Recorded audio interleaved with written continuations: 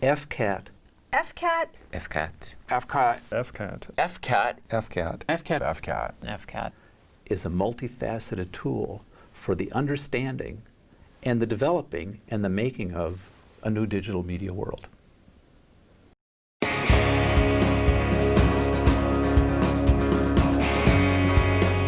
I work on the history of reality-based media. Dance and performance studies. Technology and society. I'm quite interested in the language of apologies and forgiveness. Design and design interactions. I'm fascinated by human behavior. That's why the theater, I suppose. My area of research is interaction design. Social shaping of communication technologies. Sustainability in design. My research is into making computers creative. My area broadly is in children's media culture. Political economy of global communication. Performances. And now I make mostly multi-channel video installations. The new area called visual analytics.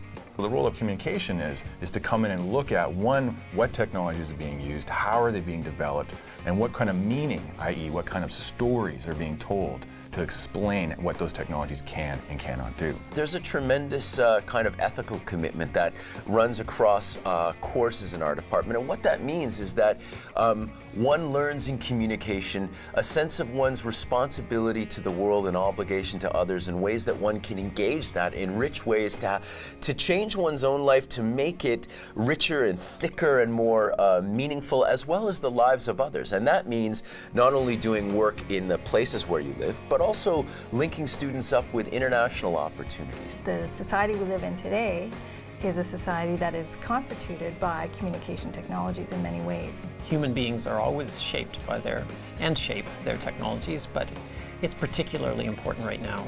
So communication offers students critical perspectives and historical perspectives on understanding all of the changes that are going on right now. That is involved with arts, that is involved with politics, that is involved with urban change, that is involved with multicultural communities, that is involved with young people. My students are a mix of scholars and artists.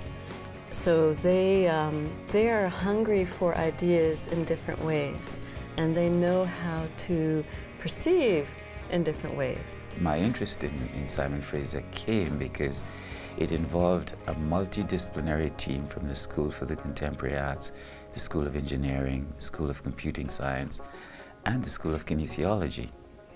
And I thought, wow, this university has got it going. A lot of the people that take our first-year course don't have a traditional music background. We have our first-year course has 70 students in it. And a lot of those students just take it out of pure interest, but then they really get hooked and they realize that they do not need to have that traditional piano since you're 4 years old experience to continue on in this. And many of those continue to take more and more courses, and we get some business students who end up dropping business and taking majoring in contemporary arts. I think we're not training actors necessarily, but we hope to train artists. And in that way, we're looking for people that have also have not just a joy and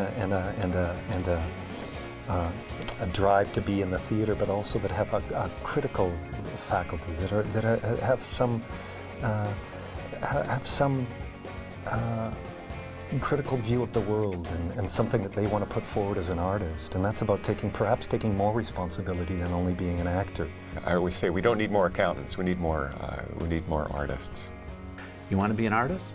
You want to be a producer? You have to think about design. There's an experience that you are creating for. What is your overall goal with the experience, and what are the individual decisions, and there's dozens of them, that you're going to make that are going to build that experience and tell that story in the best way. That's what design is.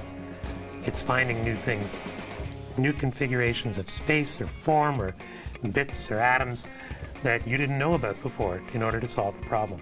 So I teach very technical courses because I have a computer science background, and I teach very aesthetic art courses on equal sides, but my strength is putting artists and technologists in the same course. FCAT is kind of in between the more arts performance oriented side and the technical computational side. At FCAT, we really again can bring in the big science grants, but do art. This does not happen everywhere. I would literally say we are a world leader, and that's why people have come from, faculty have come from all over the world to do things up here in beautiful Vancouver. When I'm teaching it to my students, I'm probably teaching them things that are a couple of years ahead of the curve in a lot of ways in terms of what industry is doing, and so when they graduate, they're able to go out there with really fantastic skills. The more I do research in design, and the more I understand design, the more I fall in love with it, the more I find it to be very, very powerful. It's the process of discovery that interests me in my research, and it's the process of helping people to figure out on their own how they're going to do it that drives my teaching. Teaching is one of the great things about working in the university, and the thing that's great about it is that it's entirely surprising. Opening up complexity, richness, a sense of understanding of the density of the world that we inhabit is a tremendous responsibility and something that is really exciting, because who knows where students take it? Who knows? What I love about teaching is this.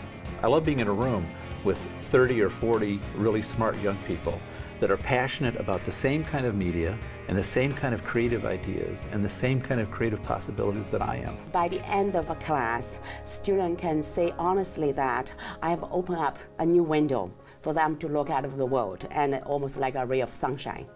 When you see that light go on in someone's eyes and they got it, it is just an amazing feeling. All of a sudden, their face lights up. I swear I can see the light bulb above their head. Oh, that's what's going on. And you know now they're a little bit further along, and that's a great reward. We share a conversation and we share a dialogue, and the fact that you can get up in the morning, go to a place, and there's like-minded people asking similar questions or challenging the questions you ask or challenging some of the answers you come up with. Who would ask for anything different? I mean, you know, that's what I love about what we do. We have the responsibility to people's futures, and we have to take that really seriously.